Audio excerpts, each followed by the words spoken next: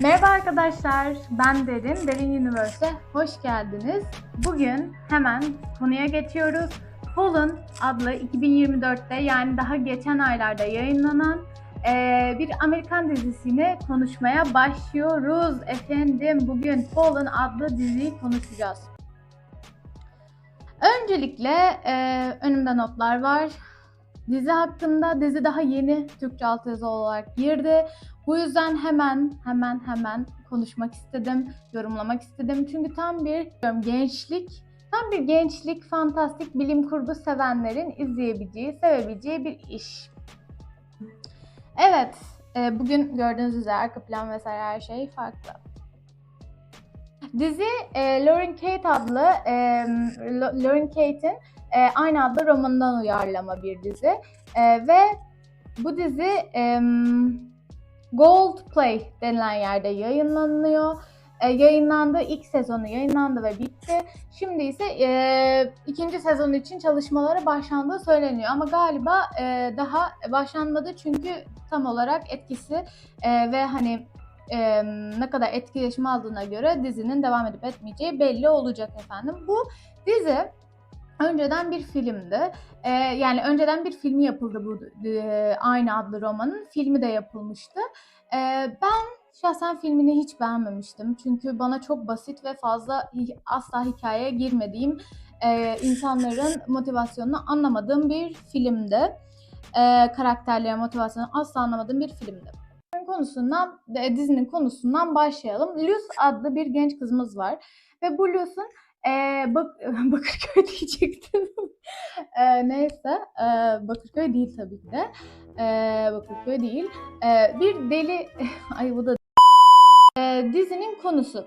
Dizinin konusu Luz adlı genç bir kızımız var ve bu genç kızımız bir suça karışıyor ve bu suçun sonunda akıl sağlığının yerinde olmadığı kanısına varılıyor ve bir akıl hastanesine sevki yapılıyor. Ve bu akıl hastanesinde kızımızın gördüğü garip böyle halüsinasyonlar var. Melekleri andıran tarzda halüsinasyonlar görüyor ve bu halüsinasyonlar sonunda, bu arada çok kısaca anlatıyorum. Yanlışlarım varsa altta da yazabilirsiniz, şunu doğru bilmiyorsun devam kitabını çünkü okumadım. Tamamen dizi ve filmi üzerinden yorumlama yapacağım. Bu Lucy adlı kızımız burada Daniel ve Cam adında iki tane genç yakışıklı oğlanımızla tanışıyor ve bu insanlarla aslında bir geçmişten bir bağ olduğunu öğreniyor. Bu rehabilitasyon merkezinin adı efendim Sword and Cross diye bir rehabilitasyon merkezi. Zaten dizinin de ilk bölümünün adı Sword and Cross. Luz karakterini Jessica Alexander oynuyor.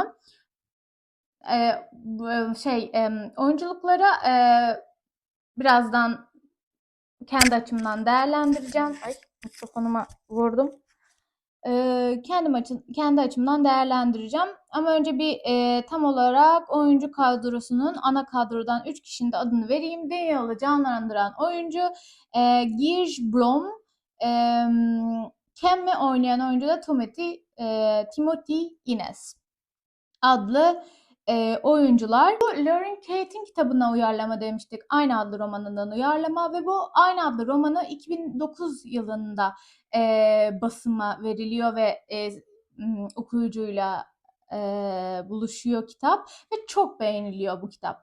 Beğenildiği andan itibaren zaten hemen bir filmi çekiliyor ve filmi istenilen gişeyi vesaire alamıyor. Etkileşimi kitabını sevenleri bile filmden çok etkilendiği söylenilemez. Altta da filmin hem de dizinin trailerını, fragmanını koyacağım. İsterseniz aşağıdan izleyebilirsiniz. Şimdi efendim bence yorumlara geçebiliriz. Bence oyuncuların hepsi öncelikle Daniel müthiş bir oyunculuk gerçekleştirmiş. Daniel'ın oyunculuğu beni çok etkiledi çünkü bir oyuncunun zaten oyuncunun çok güzel bir yüzü var. Yani tam bir sinematografik bir yüzü var ve oynarken kendi etkisi altına aldığını söyleyebiliriz. Daniel'ı oynayan oyuncu. Zaten ana aşk da aslında Daniel ve Luz arasında. Cam'in de aslında tabii ki bir aşk üçgeni var. Aşk üçgeni seven genç izleyicilerin de çok işine çekeceği vampir günlükleri vesaire izlediyseniz kesinlikle yani çok kaliteli bir iş diyemeyebilirim. Çünkü bence bazı hikayelere giriş yapmamışlar. Yani bazı hikayelerin bazı eksik olmuş ve daha fazla bir şey anlatmaları gerekiyordu ki karakterlerle daha fazla bağ kurabilmemiz gerekiyordu diye düşünüyorum ben. Ama biraz kesik geldi bana, kopuk geldi. Bu yüzden daha fazla hikaye açısından ana karakterlerimizin geçmişiyle ilgili bir şeyler öğrenmek isterdim ben. Çünkü daha birinci sezon bitti ve birinci sezonda bitmesine rağmen çoğu şey muğlakta kaldı dizinin sezon finalinden sonra. O yüzden çok kaliteli bir iş demek belki biraz hata olur. Ama zaten biliyorsunuz ki vampir günlükleri tarzı bu gibi dizilerin böyle aşırı kaliteli olmasından çok hikayenin seni ne kadar içerisine aldığını ve seni ne kadar sürükleyebildiği bence bir başarı kıstası. Cem'i çok iyi bulamadım. Çünkü Cam'in karakteri biraz daha bad boy ve daha gizemli bir karakter olması gerekiyordu. Bazı yerlerde bunu vermişler. Karakterin işte sona doğru bir twist oluyor ve ya twist diyorlar ama bence twist değil. Ve karakterden beklenmedik bir şey ortaya çıkıyor. Ve karakter zaten genel anlamda hep ne yediği belirsiz bir karakter. Yani karakterin kendisi öyle. Bad boy tarzı bir karakter ve ne yapacağı belli olmayan, hep şüphe edilen karakter. Ama dizide bu biraz fazla aşk, biraz daha saf, daha böyle bana yumuşak geldi, soft geldi dizideki Cam karakteri. Ve bu yüzden de Daniel'la Luz'un arasındaki çekim çok iyiydi bence. Yani insanlar bence bu aşk üçgeni içerisinde kalmayacak. Yani şöyle olmayacaksın. Cam'le Luz'u shipleyenler ve Daniel'la Luz'u shipleyenler olarak hani ikiye ayrılacağını düşünmüyorum. Çünkü bence tamamen dizide Daniel ve Luz üzerinden gitmişler. Dizide de zaten tabii ki de ana aşk onlarla başlıyor ama filmde daha iki taraflıydı gibi hatırlıyorum ben. HDP puanı şu anda 6.3 bu arada dizinin. İyi değil. Ama yani zaten gençlik işi ve tam bir kafa dağıtmalık iş bu arada diyeceğim ama akıl hastanesinde geçiyor.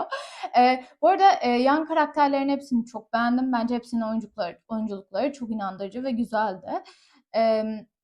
Daniel karakterinde Luz karakterini şimdi Daniel'ı da aslında biraz yorumladığımızı düşünüyorum. Daniel karakteri nasıl anlatmam gerekir?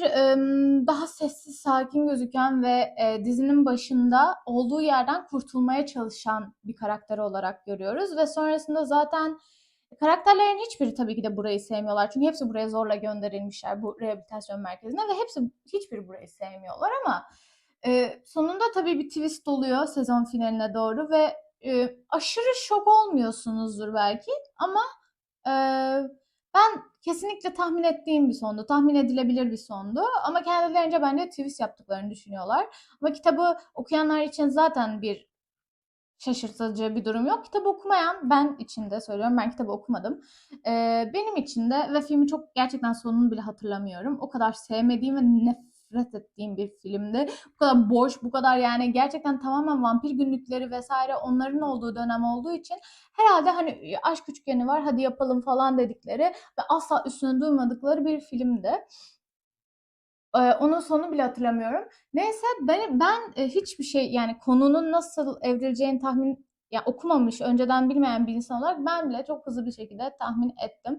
Ve bence her izleyen insan sonunu tahmin edebiliyordur. Oradaki twist'i de rehabilitasyon merkeziyle ilgili olan twist'i de herkes bence izlerken anlıyor. Sezonun hepsinde gotik bir hava var, karanlık bir hava var ama zaten buna çok uygun. Bence görüntü yönetmeni bayağı iyi bir iş çıkarmış. Bütün o şeyleri çok beğendim.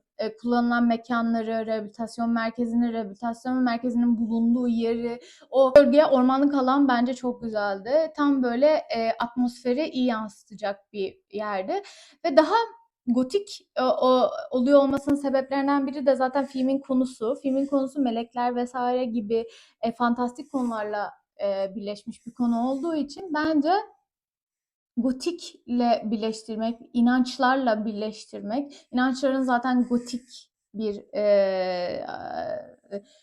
tarzda anlatılıyor olması yeni bir şey değil. Ve burada da bunu kullanılıyor olması bence güzel bir match olmuş. Gotik tarzını beğendim, gotik havası güzeldi ama bence benim beğenmediğim en büyük noktalardan birisi kesinlikle CGI ve CGI değildi büyük ihtimalle o canavarlar, yani kötü karakterler. Kötü karakterler dediğimiz o canavarlar, yani dizinin ana kötü karakterleri, dizi boyunca izlediğimiz ve kaçınılan karakterler. Onların hepsi bence çok kötüydü. Yani ben onların tasarımını hiç beğenmedim. Gerçekten beni bence daha korkunç ve daha böyle insanı tedirgin edecek hale getirebilirlerdi korku bölümlerini ve o canavar dediğimiz canavar değil de, yani ya spoiler vermeden yapmaya çalışıyorum. Çünkü bence spoiler çok berbat bir şey. O canavar dediğimiz canavar olmayan, yani gökten inenler dediğimiz karakterler korkulması gereken karakterler. Yani korkmam lazım ya da gerçekten tedirgin etmesi lazım bence beni. Ama hiç öyle olmadı. Biraz Stranger Things çakması gibi geldi bana onların tasarımı. Diziyi biraz daha Stranger Things'in başlangıcının daha böyle biraz daha büyük genç yetişkinlerin oynadığı tarzda bir işti. Bu yüzden ben çok fazla beğendiğimi söyleyemem canavar, yani kötü karakterlerin tasarımını. İkinci olarak söylemek istediğim bir şey var mı? İkinci değil ya, hep ikinci diyorum. Neyse, ikinci falan değil. Bu arada bana biri şey demiş. Yorumlarda gördüm, bu arada yorumlarınızın hepsini okuyorum. Yorumlarda gördüm, biri bana demiş ki sahte sahte sırıtma. Arkadaşlar ben böyleyim. Ben zaten normalimde de sahteyim diyormuşum. Hayır. Normalimde de ben gülen bir insanım. En çok kendime gülüyorum ya. Yani bilmiyorum. Kendimi çok saçmaladığımı düşündüğümde kendime çok gülerim. Bu size sahte olarak gelmiş olabilir. Okey. Sorun yok. Yani diyebileceğim bir şey yok. Yani bu arada küfreden yorumları vesaire banlıyorum. Yani hiç öyle uğraşamam. Küfür ne ya? Tanımadığın insana. Yorum yapabilirsiniz arkadaşlar. Beğenmedim diye şu dizi iğrenç. Düşüncelerimi istediğiniz gibi yorumlayabilirsiniz. Yani küfür etmek bence gene saçma ama benimle ilgili aklım, beynim, dış görünüşüm ya da herhangi bu konularda gelen bir şey bana çok saçma geliyor. Çünkü burası Miss Turkey değil. Biz şu anda sadece dizi, film yorumluyoruz. Başka anlatmak istediğim notlarıma bakayım. Dizinin çekildiği yerler bunu atladım. Macaristan ve Budapeşte şehrinde. Wow, çekilmiş. Bunu bilmiyordum. Dizi Budapeşte ve Macaristan şehirlerinde çekilmiş. Çok iyi mekanlar seçilmiş. Özellikle Budapeşte bence dini öğelerin olduğu bir dizi olduğu için Budapeşte çok o atmosferi sağlayabilecek bir ortam. O yüzden çok iyi bir seçim olmuş diyebilirim. Bir de Daniel ortak noktalarından biraz bahsedelim. Bruce ve Daniel, yani aşk, oradaki relationship hakkında birazcık konuşalım isterseniz. Ben dinamiklerini çok sevdim, çok beğendim karakterlerin, oyuncuların arasındaki enerjiyi de çok beğendim. Ama hikayeleri bence çok eksik kaldı birinci sezona göre. Yani tam olarak bence shipleyebileceğimiz, ya böyle olmadım yani, wow falan, böyle of çok ateşli falan, böyle öyle bir hikaye aksı olmadı bence. Yani o aşkın tutkusuna tam bence kapılamıyorsun izlerken, ki ben çok hızlı kapılmaya okey bir izleyiciyim, ona rağmen çok da beğendiğim bir böyle wow wow wow olduğum bir ilişki tarzı değildi. Çünkü ben Enemies to Lovers bayılırım. Bayılırım. Bayılırım. Enemies to lovers, yani en sevdiğim tarzıdır. Burada tabii ki öyle bir şey yoktu. Daha çok Friends to Lovers diyebiliriz. Önce iyi anlaştılar. Zaten birbirlerini görür görmez geçmişten bir tanışıklık hissetme oldu. Oldu. Ve daha fazla spoiler vermek istemiyorum. Açın izleyin ya. Yani eğer beğendiyseniz konusunu ve konusu kısaca şu: rehabilitasyon merkezine geçiyor. Melekler var. Karakterimiz seçilmiş bir kişi tarzında kız karakterimiz var. Gençler, yetişkin, fantastik, bilim kurgu bu tarz şeyleri sevenler ve boş zamanlık bir dizi. Tam olarak boş zamanlık bir dizi. Yani boş zamanınız varsa oturun, izleyin. Çok kafa yormanıza da gerek yok. Kafa yoracak hiçbir şey yok. Aksiyon var, bilim kurgu var, fantastik var, yakışıklı olanlar var.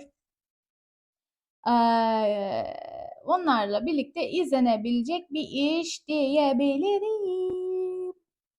Evet, film bitti ya. Bu arada arkadaşlar, diziyi izlediyseniz yorumlarınızı benimle paylaşmanızı çok istiyorum. Çünkü ben de çok merak ediyorum insanlar ne düşünüyor. Şu anda çok konuşulan bir iş değil Türkiye'de. Çünkü daha yeni altyazı geldi. Bu yüzden sizin yorumlarınızı çok merak ediyorum. Yorumlarınızı alta yazmayı, bu videoyu beğendiyseniz like atmayı, arkadaşlarınızı Derin Universe'e davet edebilirsiniz. Hep birlikte oturup konuşuruz, sohbet ederiz. Güzel güzel diziler, filmler hakkında güzel güzel sohbet ederiz. Yorumlamalar yaparız, eleştiriler yaparız. Kafamıza göre goy goyumuzu yaparız. Bazen de ciddileşebiliriz. Kafamıza göre her şey istediğimize göre ilerleyecek bu kanalda. Beğendiyseniz arkadaşlarınızla bu kanalı bahsetmeyi, bu Derin Universe'e davet etmeyi unutmayın. Beğenip yorum atarsanız da çok sevinirim. Sevdiyseniz tabii ki. Bu video bu kadardı. Hepinizi çok öpüyorum. Görüşmek üzere.